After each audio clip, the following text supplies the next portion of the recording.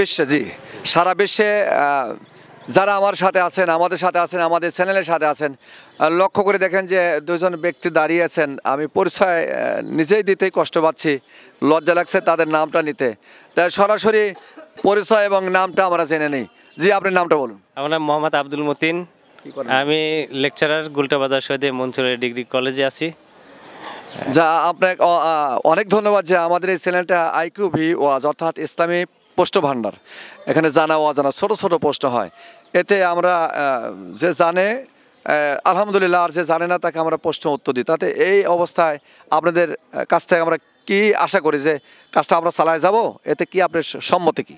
ইসলাম প্রচারের স্বার্থে বাংলাদেশে যে প্রেক্ষাপট তৈরি হয়েছে সে দিক থেকে বিবেচনা করলে অবশ্যই ইসলাম দোরগোড়ায় মানুষের কাছে পৌঁছে দেওয়ার জন্য আপনাদের যে প্রক্রিয়াটা চলছে, প্রচেষ্টা চলছে, এটাকে আমি সাধুবাদ জানাই এবং এটা ধারাবাহিকভাবে চলতে থাক এটা আমি আশা করি এবং বিশ্বাস রাখি যে আপনারা এভাবে চালিয়ে যাবেন। আমি মনে প্রাণে কামনা করি যে সারা বিশ্বে, শুধু আমাদের বাংলাদেশে নয়, সারা বিশ্বে ইসলাম এভাবে কায়েম হোক।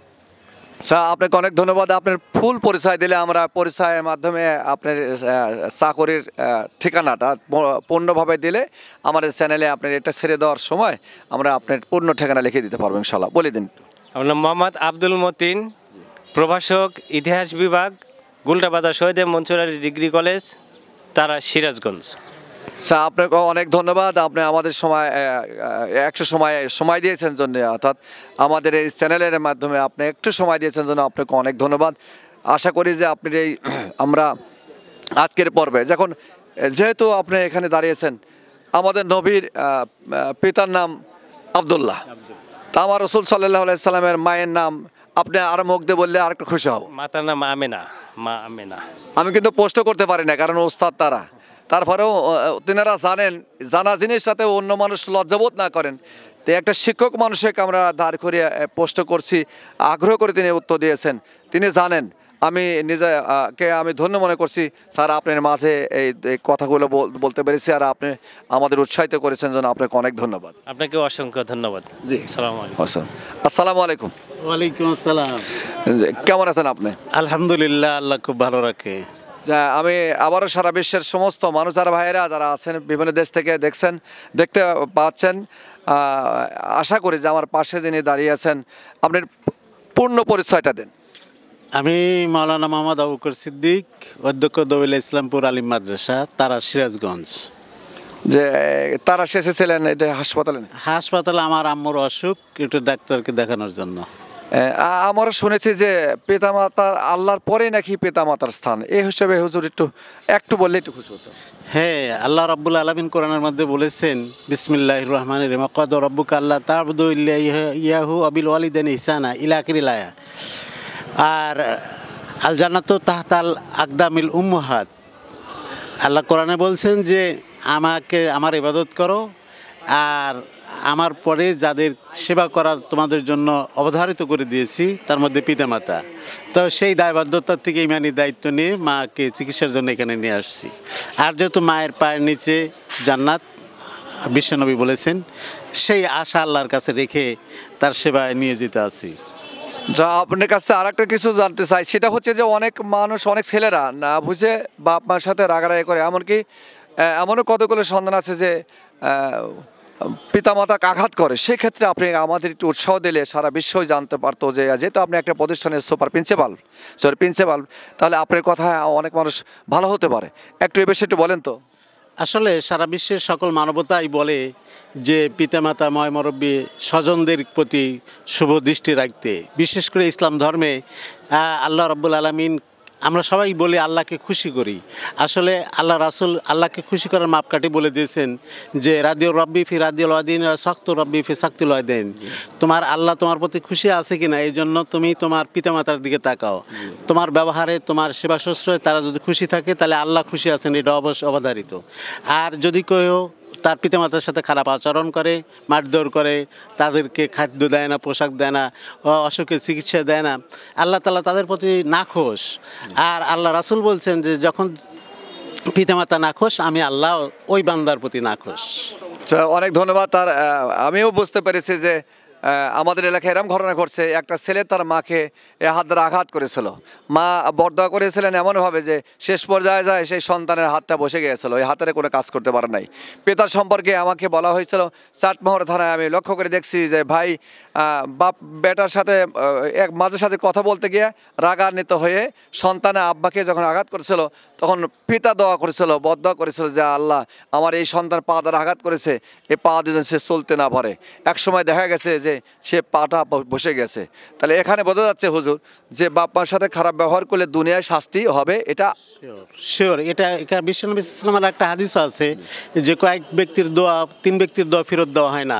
তার মধ্যে এই বাবা মা সংক্রান্ত বিষয়ে বিশ্বনবী সাল্লাল্লাহু আলাইহি ওয়াসাল্লাম বলেছেন যে ওই যে যদি কোনো পিতা অথবা মাতা সন্তানের উপরে রাগান্বিত হয়, মনে আঘাত পায়, ব্যবহারে অসন্তুষ্ট হয়, যদি বদদোয়া করে, সেই দোয়া আল্লাহ কখনোই ফেরত দেয় না। তো আপনি যে ঘটনাটা বললেন, এটা ওই বাবা হয়তো অন্তর থেকে ওই ছেলের প্রতি রাগান্বিত থাকার কারণে ওই বাবার ওই দোয়াটা আল্লাহ তো কবুল করছেন, এই জন্য ছেলের প্রতি একটা গজব সৃষ্টি হয়েছে আল্লাহর পক্ষ থেকে। আপনাকে অনেক ধন্যবাদ আমাদের চ্যানেলে সময় দেওয়ার জন্য। আমরাও দোয়া করি, বিশ্ববাসীর কাছে আমার করজোর অনুরোধ থাকলো যে বাজান যারা বাপ মা পেয়েছেন, বাপ মা হলো রহমত এবং বরকত, বাপ মার দোয়া নিন আর সরাসরি জানাতে যান। বাপ মার দোয়া ছাড়া নামাজ কালাম হজ জাকাত যা করেন না কেন আল্লাহ দরবারে সেটা কবুল হবে না। ভাই আসুন না পিতামাতার খেদমত করি। আমাদের ওস্তাদ যিনি দাঁড়িয়েছেন, ওস্তাদের কথা মেনে নিই।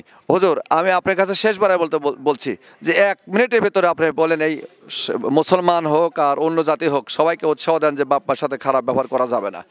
সরাসরি বলবেন, আমি ধরছি। আসলে আল্লাহ রব্বুল আলামিন, আমরা বলি ইসলামের দৃষ্টিতে রব বলি আল্লাহকে, কেউ অন্য ভাষায় ঈশ্বর বলে, কেউ গড বলে, বিভিন্ন জন বিভিন্ন ভাষার এতে কথা বলে, অর্থাৎ সৃষ্টিকর্তা এক আল্লাহ, যিনি তামাম বিশ্বের। এই যে আল্লাহ যাদের মাধ্যমে আল্লাহ তাআলা সবই পারেন, কিন্তু মাধ্যম দিয়েছেন পিতামাতা। পিতামাতা ছাড়া আমরা পৃথিবীতে আসতে পারতাম না। এখানে সকল মানুষই, সকল ধর্মের মানুষই পিতামাতার মাধ্যমে আসছে। তো এই জন্য সকলের কর্তব্য এবং সকলের দায়িত্ব, ইমানি দায়িত্ব এবং ধর্মের দিক থেকে সকল ধর্মেই এই কথা বলা আছে, পিতামাতার খেদমত করতে হবে। তো এই প্রচেষ্টাকে আপনাদের এই সারা বিশ্বে পিতামাতার প্রতি মানুষ কর্তব্যবোধ পরায়ণ হোক, এই জন্য এই প্রচেষ্টাকে আমরা অত্যন্ত আন্তরিকভাবে সমর্থন করি এবং দোয়া করি এই চ্যানেলটা যেন সারা বিশ্বে এভাবে আজকে ক্ষুদ্র প্রয়াসে এই হাসপাতালের সামনে যে ছোট পরিসরে যে কথাগুলো হচ্ছে, এটা যেন সারা বিশ্বে পৌঁছে যায়। মানুষ যেন পিতামাতার প্রতি তারা দায়বদ্ধতা যে আছে এটার জন্য আদায় করতে পারে। যে আপনাকে অনেক ধন্যবাদ হুজুর, যেহেতু আপনার পূর্ণ ঠিকানা পেয়েছি, আপনি চাকরি করেন তারাস থানার, সিরাজগঞ্জের তারাস থানার। মাদ্রাসার নামটি বলুন, পরিপূর্ণ ঠিকানা দিয়ে দেন। দবিলা, আমি মোহাম্মদ আবু বকর সিদ্দিক, অধ্যক্ষ দবিলা ইসলামপুর আলিম মাদ্রাসা, পোস্ট দবিলা, তারা, সিরাজগঞ্জ। যা আপনাকে অনেক ধন্যবাদ। আর এর মাঝখানে হুজুর বেয়াদবি ক্ষমা করবেন, রসুল সাল্লাল্লাহু আলাইহি সাল্লামের পিতার নাম আর দাদার নামটা আপনি বলে দিলে আরেকটু খুশি হব। পিতার নাম সারা বিশ্বের মানুষেরই জানা দরকার, কারণ হলো যে বিশ্বনবী আমাদের নবী, অন্য কেউ না মানলেও তাকে কিন্তু সবাই মহামানব বলেই সম্বোধন করে। সেই মহামানবের আব্বার নাম আব্দুল্লাহ আর তার দাদার নাম আব্দুল মুত্তালিব। যা আপনাকে অনেক ধন্যবাদ, ক্ষমা চাই নিচ্ছি, আমার প্রশ্ন করা ঠিক হয় নাই, যদি আপনার ওস্তাদ। তা আপনার দুইজনকে আপনার হাতে একটু ছোট্ট একটা পুরস্কার আমাদের একটু গ্রহণ করে নেবেন। ধন্যবাদ, অসংখ্য ধন্যবাদ। আসলে এই পুরস্কারটাই বড় কথা নয়, আমরা এই চ্যানেলকে অত্যন্ত ভালোবাসবো এবং এই যে ইমানি দায়িত্ব পালন করছে ক্রমান্বয়ে এটা এগিয়ে যাক, সফলতা পাক, এই কামনা করছি। আপনাকে অনেক ধন্যবাদ। জি স্যার, আপনার হাতেও একটা পুরস্কার সেখানে উঠে দিন, আমার চ্যানেলের পক্ষ থেকে আপনার পুরস্কার। ধন্যবাদ। এই চ্যানেলকে সারা বাংলাদেশে যেন এইভাবেই আরও বৃহৎ পরিসরে ইসলাম প্রচার করতে পারেন, আমি আপনাদেরকে ধন্যবাদ জানাই এবং এই ইউটিউব চ্যানেলের উত্তরোত্তর সাফল্য কামনা করছি। ধন্যবাদ। আচ্ছা স্যার, আপনাকে অনেক ধন্যবাদ স্যার। আসসালামু আলাইকুম। আসসালামু আলাইকুম। ঠিক। আসসালামু আলাইকুম। ওয়ালাইকুম আসসালাম। কি নাম? মোহাম্মদ শাহাদত হোসেন। কি করেন আপনি? আমি হাসপাতালে চাকরি করি। কত বছর হলো? তা 20 বছর। 20 বছর। আমাদের এখানে সরাসরি এই আমাদের চ্যানেলটা IQV ওয়াজ অর্থাৎ ইসলামী পোস্ট ভান্ডার, মানে ছোট টুকিটাকি পোস্ট। আপনাকে শুধু চাকরি করি আমি, ভান্ডার চাকরি, ভান্ডারি চাকরি করি আমি। ধন্যবাদ। শুধু একটি প্রশ্ন আপনার কাছে থাকবে, আর একটি প্রশ্নের উত্তর এর ফোকাস রেলে দিন। একটি প্রশ্ন শুধু, আব্দুল মুত্তালিব আমার রসুলের, আমার নবীর, বিশ্বনবীর, রহমতুল্লিল আলামিনের দাদা, আব্দুল মুত্তালিবের ছেলেমেয়ের সংখ্যা কত? শুধু একটা প্রশ্ন। জি ধন্যবাদ। কষ্ট হলে বলবেন। কয়েকজনের নাম জানি কিন্তু ক্লিয়ার না আমি, ক্লিয়ার না? 2-4 জনের নাম জানি আমি। আচ্ছা, তাহলে একেবারে শর্ট প্রশ্ন, কিন্তু অনেকেই জানার দরকার, প্রায় মুসলমানের জানার দরকার। আর রাসূলুল্লাহ সাল্লাল্লাহু আলাইহি সাল্লাম দাদা আব্দুল মুত্তালিব, আব্দুল মুত্তালিবের ছেলে এবং মেয়ের সংখ্যা ছিল মোট 16 জন। আমার নবী বিশ্বনবীর চাচা মাত্র 9 জন, রসুলের পিতা বাদে 9 জন। রসুলের পিতা সহ আব্দুল মুত্তালিবের ছেলের সংখ্যা 10 আর মেয়ের সংখ্যা 6, মোট 16 জন। প্রশ্নটা আমার জানা হয়ে গেল, আপনিও জানতে পারেন। কেমন খুশি লাগছে হলাম, বলেন? খুবই ভালো লাগছে। আসলে এগুলো আমাদের জানা দরকার। আসলে ওইভাবে আমরা আসলে প্রচার সেই সুযোগটা পাই না। তো এইভাবে যদি আসলে প্রচারণা হয়, আমার বিশ্বাস যে সবাই কম বেশি কিছু জানতে পারবে। আলহামদুলিল্লাহ। তো আমার মোরবেখা আরেকটি প্রশ্ন আমরা করতে পারি, সেটা হচ্ছে যে বিশ্বনবী মোহাম্মদ রসুল্লাহ তিনাক ছাড়া কোনো পথ রাস্তা নাই। যে বিশ্বনবী মোহাম্মদ রসুল্লাহ সাল্লাল্লাহু আলাইহি সাল্লামের ছেলে এবং মেয়ের সংখ্যা কত? বিশ্বনবীর মেয়ের সংখ্যা হলো 4টা, আর ছেলে একটা ছিল, মারা গেছে আমার জানা মতে। বেশ, অনেকখানি অগ্রসর হয়েছেন। রসুল সাল্লাল্লাহু আলাইহি সাল্লামের মেয়ে 4টি নাম জানা আছে? মোটামুটি বলেন। হযরত ফাতিমা রাদিয়াল্লাহু আনহু, হযরত কুলসুম, হযরত জয়নব, আর একটা হলো যে এর সাথে বিয়ে ছিল কি, আমি একটু সহযোগিতা, রুকাইয়া। রুকাইয়া। হ্যাঁ, আমার সহযোগিতা করলাম রুকাইয়া।